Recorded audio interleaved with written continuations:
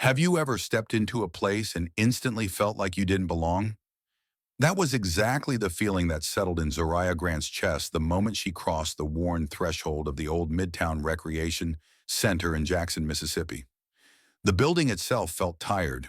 Faded banners from a forgotten summer still sagged above the scuffed hardwood, and the air inside was dense with the scent of sweat, chalk dust, and fried sausage from a crock-pot in the hallway. Every seat was filled, shoulder to shoulder, with people who hadn't come for peace or sportsmanship. They wanted action, blood, noise, humiliation, and victory. In this room, fighters made their names or lost them. Nobody looked at Zariah as a threat. She was barely 5'2", slim but not frail, her brown skin glowing under the harsh gym lights, her hair pulled back in short coils. She wore an old gray hoodie, sleeves rolled up, mismatched gym shorts, sneakers so beaten at the heel that she'd tied them tight just to keep them from flopping. There was no coach trailing behind, no loud entourage, not even a water bottle in sight. Most people assumed she was someone's little sister, or maybe a girlfriend waiting for her man to fight. That illusion shattered the moment she walked up to the sign-in table, looked the organizer in the eye, and spelled out her name. Zariah Grant, 132 pounds, no team. The organizer, a thick-lipped man with a clipboard and the permanent expression of someone who'd seen it all, blinked twice. "You sure you want to do this?" Zariah didn't look away. "I'm sure," he shrugged, marking her down. "All right then. Good luck." Zariah found an empty spot on a bench along the wall and sat quietly, watching two teenage boys go wild with wrestling drills on the mat. The crowd hooted, jeered, and exchanged bills and quiet bets. Real fight fans. Nobody fakes it in a place like this. Zariah just sat, still as stone, her hands in her lap, letting the noise wash over her. Soon her name echoed from the cheap speakers overhead. Zariah Grant versus Carter Holt, 5-minute round, one fight. Carter Holt was a local favorite, tall, broad, arms sleeved with ink, mouth full of gum and bravado. He bounced around inside the ring, flexing for his buddies in the front row, his gaze settling on Zariah as she stripped off her hoodie and stepped up to the mat. The way Carter looked at her was almost comic, eyebrows high, mouth cocked in a grin that begged the crowd to laugh along. "Yo, y'all really got me fighting her? For real? She looks like she works at a coffee shop, man." A ripple of laughter swept the room, though not everyone joined in. Zariah just stood there, face unreadable, eyes locked on a spot somewhere just past Carter's shoulder. She didn't bounce. She didn't crack her neck. She just breathed.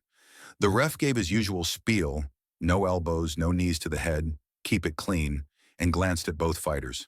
"Ready?" Zariah nodded once. Carter clapped his gloves together, grinning wide. "Let's go, little lady." The bell rang. Carter surged forward, throwing a lazy jab to test her. Zariah didn't flinch, didn't bite on the feint. She circled, feet light, hands up, chin tucked, a textbook stance, if anyone had bothered to notice. But Carter was too busy showboating, dropping his hands and darting side to side. "Come on, hit me with something." She didn't take the bait. Instead, she watched his hips, not his face, moving smoothly, efficiently, barely breaking a sweat as Carter tossed another jab, then a looping hook that was meant to scare. But she slipped it, just a tilt, just enough. The crowd started paying attention. "You see that?" someone whispered. "She moves like she's done this before." Carter kept throwing, combos slicing the air, but he never connected. Every punch missed, too slow, too wild. Zariah hadn't even thrown a punch yet. Frustration crept into Carter's face. He rushed forward with a wild right, his first real attempt. That was his mistake. Zariah ducked, stepped inside, and whipped a short left hook into Carter's ribs. It sounded like a baseball bat against a wet rug. The noise cut through the room. Carter froze, eyes wide, then forced a laugh. "She hit me, y'all. For real." Zariah had already pivoted out, silent, her breathing measured. Now nobody was laughing. Carter's corner shouted at him to get serious. He bared his teeth. "All right, let's go." He charged harder, throwing his weight behind a brutal overhand right. This time Zariah spun out, planted her lead foot, and snapped a heel kick to Carter's liver, a strike so quick it barely registered before the thud echoed. Carter staggered, the wind gone from his lungs. The next instant, Zariah swept his front leg out from under him, sending the big man crashing to the mat. For a full 5 seconds, the gym was silent. Carter lay stunned, one glove pressed to his ribs, his eyes searching the ceiling for answers. Zariah stood a few paces away, arms at her sides, chest rising and falling steadily. She didn't smirk. She didn't bow. She just waited. From the back, someone whispered, "She floored him." Another voice, bolder, "Who is she?" But this was just the beginning. Zariah returned to her corner as the ref checked on Carter. "It's just a knockdown. Fight's not over," he called. Carter, humiliated, pushed to his feet, fire in his eyes now. Across the ring, Zariah's past flickered behind her calm. She'd grown up in Toledo, Ohio, in a cramped apartment that never felt warm, even in August. Her mom worked double shifts at the hospital, her father a memory before she could spell his name. Zariah was the quiet kid, head down, never talking back, never drawing attention. But inside, a storm always raged. When she turned 18, she joined the military, not from patriotism, but for escape, shelter, food. The barracks were a new battleground. The boys twice her size tried to ragdoll her, but she'd learned. Stay low, watch their hips, pull when they shifted. It became muscle memory. 6 years later, Zariah had scars, medals, and a steel core. She'd learned jiu-jitsu from a Cuban coach who barely spoke English, striking from a retired Muay Thai champion who'd fought in Bangkok before it was cool. She picked up what worked, discarded what didn't. Never flashy, never seeking attention, just pure efficiency. When she returned home to care for her aunt in Mississippi, Zariah figured she'd just train at a quiet gym, stay sharp. It was a buddy who convinced her to enter the open tournament. "You'll kill it," he said. She just shrugged. It wasn't about the crowd or cash. She needed to know if her body could still handle the pressure. Now, standing across from Carter Holt, Zariah wasn't fighting him. She was fighting every voice that had told her she didn't belong. The bell rang for round 2. This time, Carter was all business. Gone was the laughter, gone was the showboating. He stalked her with purpose, pumping jabs, hooks, a low kick that clipped her calf. Zariah absorbed the blow, reset, and did something nobody expected. She smiled. Just a flicker, a tiny, knowing smile. Carter hesitated. It was all she needed. Zariah slipped inside, snapped a jab into Carter's face, then another rib shot, then pivoted away. Carter was off balance, winded, confused. The ref counted as Carter gasped for breath. 1, 2, 3. Carter forced himself up, face flushed, breathing ragged. The crowd began to murmur. For the first time, Carter knew he'd underestimated the woman across from him, and for the first time, the room started to wonder. Not just about Zariah Grant, but about all the fighters they'd ever laughed at, written off, or ignored. Carter Holt had never felt pressure like this, not from a man twice his size, not even under the lights of those bigger tournaments he'd watched on YouTube at 2 a.m., dreaming he'd get his shot. But in this musty old gym in Jackson, he found himself breathing harder, vision swimming, fists trembling, not from pain, but from disbelief. The crowd, so loud a few minutes ago, was suddenly unsure. There's a special silence in a room when people sense history is about to be made, but aren't sure who they should be cheering for. Zariah stood across from Carter, eyes calm, fists loose. She didn't try to fire up the crowd. She didn't pace or shake her arms. She simply watched. And waiting, in fighting, can be as deadly as any punch. The bell rang. Round 2. Carter came out hard, low kicks and heavy hooks, hoping to hurt her pride, hoping to get the room back on his side. Zariah took a glancing blow to the cheek, her first real mark. But instead of flinching, she tilted her chin and grinned. That tiny smile sent a jolt through Carter, and something shifted in the crowd. This wasn't bravado or arrogance. It was confidence. It was the smile of someone who had been through far worse than 5 minutes in a fight. Carter feinted left, then drove right, throwing his weight into a wide looping hook. Zariah ducked, slid inside, and snapped a jab up the middle, just like the coaches had taught her in old warehouse gyms from Miami to Detroit. Carter staggered, eyes watering, and Zariah followed with a quick leg kick again and again to the same spot. A bruise bloomed, ugly and purple, just above Carter's knee. She was picking him apart, not with brute force, but with precision. "Stay still!" Someone in Carter's corner yelled. "She's cutting you up!" He tried to crowd her against the ropes, using his size, but Zariah spun out with a pivot so smooth it almost looked choreographed. She stepped back and, for just a moment, everything in the room slowed. Carter hesitated, unsure, rattled, feeling the eyes of everyone in the building. He realized the joke was over, but the fight was very, very real. Zariah's breathing never changed. She looked at Carter with a mixture of sympathy and resolve. She understood this moment. She'd lived it before, in barracks and training camps, in kitchens where managers asked if she really belonged there, in every gas station where someone called her girl instead of her name. She was used to being doubted. Carter, desperate, surged forward. He aimed a wild uppercut, one meant to end the fight. But Zariah stepped to the side, hooked her arm under his, and swept his legs in one seamless motion.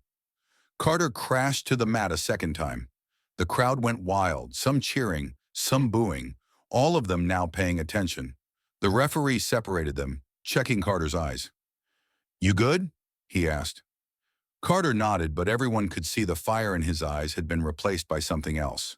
Respect, maybe, or the first pangs of humility. Zariah returned to her corner, silent, sipping a cup of water someone in the crowd handed her. She didn't know the man, but he smiled wide. "You got this, Queen," he said. Zariah just nodded, jaw tight, eyes still on Carter. The third round began. This time both fighters came out measured. Carter's punches were tighter, more careful. Zariah stayed patient, waiting for the mistake. It didn't take long. Carter overcommitted on a jab, and Zariah slipped under, hammering across into his liver, just as she'd learned in 100 lonely training sessions. Carter folded, the pain overwhelming, but the crowd wasn't silent anymore. Something electric happened. They began to cheer for Zariah. A chant grew from the back, then the middle, then everywhere. "Zariah! Zariah!" It was as if everyone suddenly realized they were witnessing something bigger than a fight. Something about perseverance, about not judging by appearances, about grit. Carter tried to stand. He made it to one knee, shaking, gasping. The referee counted. 1, 2, 3, 4. But Carter was done. He shook his head, gloves falling to his knees. He had nothing left.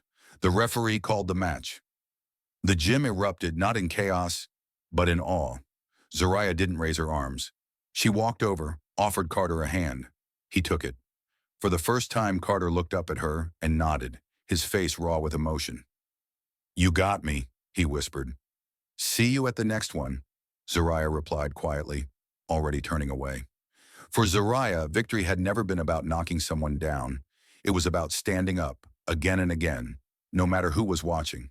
News of Zariah's victory traveled faster than she could imagine. That night, the video hit Instagram, then TikTok, then the WhatsApp groups of old training partners and friends. The internet's favorite line from the shaky cell phone footage: "He laughed at her, she floored him." That's all you need to know. But for Zariah, it was just another evening. She microwaved leftover beans in her aunt's kitchen, ice pack on her jaw, smiling at Miss Delilah's stories from the hospital. Her phone vibrated constantly, messages from unknown numbers, local reporters, gym owners wanting her to run classes, strangers thanking her for showing their daughters what was possible.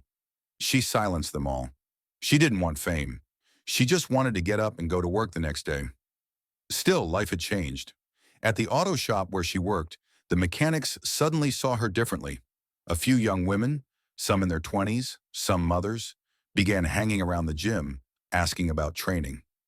The owner, an old boxer himself, grinned every time Zariah walked in. "Never seen the place so busy," he said. Zariah just shrugged, slipping into the background. Carter Holt, meanwhile, disappeared from the scene for a week. He didn't post online. Rumors swirled. Was he too ashamed to fight again? Had he been hurt that badly? But Carter was watching Zariah's clips over and over, rewinding every mistake, every missed signal. He didn't blame her. He blamed himself for underestimating the storm behind those quiet eyes. He came back to the gym, different this time. He stopped running his mouth, started listening to the coaches, even trained with fighters half his size. People whispered, that Grant girl woke him up. Maybe they were right. Sometimes you have to get knocked flat by someone you never saw coming to realize you've been sleepwalking through life. A month passed. Zariah continued her routine, work, check on Miss Delilah, train, rest. She didn't chase the spotlight, didn't sign any sponsorships, didn't start a YouTube channel or post training montages. She left that to others. What she did do was quietly volunteer to help with a new Friday night class. Women's self-defense. The first class was packed. Some were single mothers, some were girls from the neighborhood. All of them were nervous. Zariah walked the mats, quietly correcting their stances, showing them not how to fight, but how to stand their ground, how to move without wasting energy, how to breathe. Word got out. Women started coming from towns away. A news crew showed up, asking for a soundbite. "Why didn't you trash talk when he laughed at you?" they asked. Zariah finally answered, her voice barely above a whisper. "Because if I had, that's all anyone would remember. I'd rather they remember what happened after." That quote hit even harder than her punches. It spread through social media, classrooms, and dinner tables. Other women started sharing their own stories of being laughed at, ignored, told they weren't strong enough only to surprise everyone, sometimes even themselves. Carter sent Zariah a quiet message. "Thanks for the lesson." She replied, "Respect isn't given, it's earned." Months later, Zariah walked into Dollar General for groceries and felt a tug on her sleeve. A little girl, hair in neat braids, eyes wide with wonder, held up her mom's phone. "You're the fighter, right? The one who beat the big guy?" Zariah knelt to her level. "Yeah, that was me." The girl grinned. "Think I could do that someday?" Zariah smiled, gentle, knowing. "I know you could. The trick is, don't let anyone tell you who you are. Just keep showing up. The world will catch up eventually." Behind them, the mother wiped away a tear. As Zariah left the store, she realized this was bigger than any trophy, any viral video, any temporary fame. The power wasn't in knocking someone down. It was in reminding people, quietly, relentlessly, that strength doesn't always look the way the world expects. It's not loud. It doesn't need permission.